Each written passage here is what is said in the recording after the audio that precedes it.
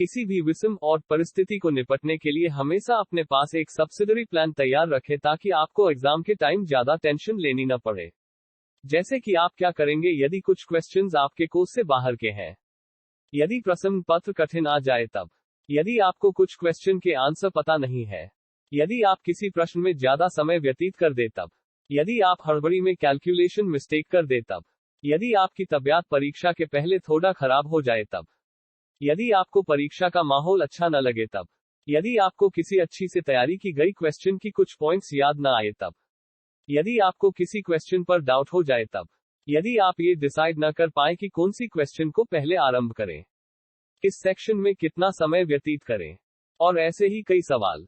यदि आप पहले से ही इन सब परिस्थितियों से वाकिफ रहें तो आप इन सब मौकों पर धैर्य से मुकाबला कर सकते हैं। दूसरी बात है कि यदि आप मेंटली प्रिपेयर्ड हो तो आप सभी मुश्किलों को आसानी से फेस कर सकते हैं। एक, लिखने की कला। डिस्क्रिप्टिव एग्जाम्स परीक्षा में केवल ज्यादा पढ़ना ही सब कुछ नहीं है। यदि आपकी हैंडराइटिंग बहुत ही सुंदर है तथा आपको अपने उत्तर बड़े ही ठीक ढंग से पेश करनी आती है तो आपके लिए एक प्लस पॉइंट है। इस कला को द आर्ट ऑफ प्रेजेंटेशन कहा जाता है। ऐसा करने से आपके आंसर बाकियों से अलग हो जाते हैं और यह चीज परीक्षक का ध्यान केंद्रित करता है। इस कला को कोई भी सीख सकता है पर इसके लिए उसे बहुत ही अभ्यास और थोड़ी क्रिएटिविटी उत्पन्न करनी पड़ेगी। क्रिएटिविटी से आप बहुत ही अच्छा और टू द पॉइंट आंसर लिख सकते हैं। 2. Biological clock. हमेशा घर में अपने परीक्षा ठीक उसी वक्त दो जिस वक्त की आप एग्जामिनेशन सेंटर में देने वाले हो। ऐसा करने से एक बहुत ही बड़ा फायदा है जो कि है कि इससे आपकी शरीर की नेचुरल क्लॉक उसी समय में सिंक्रोनाइज हो जाएगी और ऐसा होने से इसे परीक्षा के दिन में तैयार होने की जरूरत ही नहीं पड़ेगी और यह अपनी फुल पोटेंशियल में काम करने लग जाएगी। 3. स्पीड, गति एंड एक्यूरेसी। सटीकता। कम्पेटिटिव एग्जाम्स में ये दो चीजें बहुत ही ज्यादा मायने रखती हैं। ऐसा इसलिए क्योंकि परीक्षा में केवल समय ही कम पड़ जाता है। उदाहरण के तौर पर कोई भी स्टूडेंट को ज्यादा समय मिले तो वह सारे क्वेश्चन की आंसर दे सकता है, पर ऐसा मुमकिन नहीं है क्योंकि समय की भी एक सीमा है। परीक्षा में सफल वही होते हैं जिनकी स्पीड और एक्यूरेसी सटीकता में अच्छी पकड़ हो, और ये दोनों ही चीजें केवल लगातार अभ्यास से ही संभव है। 4. परीक्षा से दोस्ती, फ्रेंडशिप। यदि हर दिन एक परीक्षा की आदत हम पहले से ही बना ले तब हमें परीक्षा के दिन भी हमें टेंशन नहीं होगी क्योंकि हम परीक्षा दे देकर इतना अभ्यस्त हो गए होंगे कि ये परीक्षा भी हमें एक आम परीक्षा की तरह प्रतीत होगी।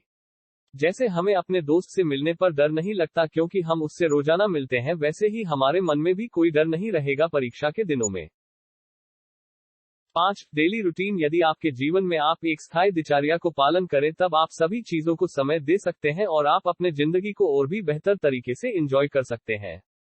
आप ठीक समय में पढ़ाई, खेलकूद, दोस्तों के साथ बातें, परिवार के साथ समय बिताना इत्यादि को अच्छी तरह से अनुभव कर सकते हैं। 6. काम में निरंतरता। निरंतरता किसी भी काम को करने में बहुत जरूरी है। यह निरंतरता ही है जो कि हमें असंभव प्रतीत होने वाले कार्य करने में मदद करते हैं। उदाहरण के तौर में यदि कोई स्टूडेंट एक सप्ताह में पहले 3 दिन बहुत मेहनत कर पढ़ाई करता है और बाकी के दिनों में मस्ती करता है, वही एक दूसरा स्टूडेंट लगातार सप्ताह के सभी दिन निरंतर समान मेहनत करता है। रिसर्च से पाया गया है कि दूसरा स्टूडेंट परीक्षा में ज्यादा अच्छा प्रदर्शन करता है। इसका सिर्फ और सिर्फ एक ही कारण है जो कि है निरंतरता। 7. स्लीप, नींद एंड एनर्जी, ऊर्जा मैनेजमेंट, प्रबंधन। एक व्यक्ति को दिन में 6 घंटे की निद्रा आवश्यकता होती है। एक दिन में 24 घंटे होते हैं तो ये बात साफ है कि यदि हम सोने को 6 घंटे प्रदान करें तो हमारे पास 18 घंटे और बच जाते हैं और जिसका इस्तेमाल हम पूरे दिन भर में ठीक से करें तो हमारे पास बहुत सारा समय बाकी रह जाएगा अपने महत्वपूर्ण काम करने के लिए। ज्यादा या कम सोने से यह हमें एनर्जी लेवल में भी प्रभाव डालता है जिससे हमें थकावट हो सकती है। इसी कारण हमें सोने के लिए उचित समय निर्धारित तय करनी पड़ेगी ताकि हम अपना पूरा एनर्जी ठीक तरीके से अपने जीवन में इस्तेमाल कर सकें। 8. स्मार्ट डाइट, आहार। हमारे खान पान का भी परीक्षा में काफी असर पड़ता है, इसीलिए हमें इस बात का भी ख्याल रखना चाहिए। बड़े बड़े डॉक्टरों का कहना है कि सात्विक भोजन का सेवन करना बहुत ही लाभदायक है। हमें अपने खान पान को हेल्दी और बैलेंस रखना चाहिए ताकि इससे हमारी निद्रा और शक्ति में अस्थिरता नहीं होनी चाहिए। ऐसा होने से पूरा दिन हमारे शरीर में स्फूर्ति होगी जिससे हमें ज्यादा काम करने की उत्सुकता होगी। 9. वर्तमान में जियो। ऐसा होता है जब भी हम पढ़ाई करने के लिए बैठते हैं तब हमारे दिमाग में मूवीज, गाने, गेम्स जैसे कई विचार आते हैं। जब हम अपने परिवार के साथ होते हैं तब हमें अपने मित्रों की चिंता होती है, और जब हम अपने दोस्तों के साथ होते हैं तब हम अपने स्कूल की होमवर्क की चिंता करते हैं। ऐसा इसलिए होते हैं क्योंकि हमारा मन स्थिर नहीं होता। मन को स्थिर करने के लिए हमें योग की सहायता लेनी चाहिए, क्योंकि योग और अभ्यास से ही हम अपने मन के ऊपर स्थिरता प्राप्त कर सकते हैं, जिससे हम मन को महत्वपूर्ण कार्य में नियोजित कर सकते हैं।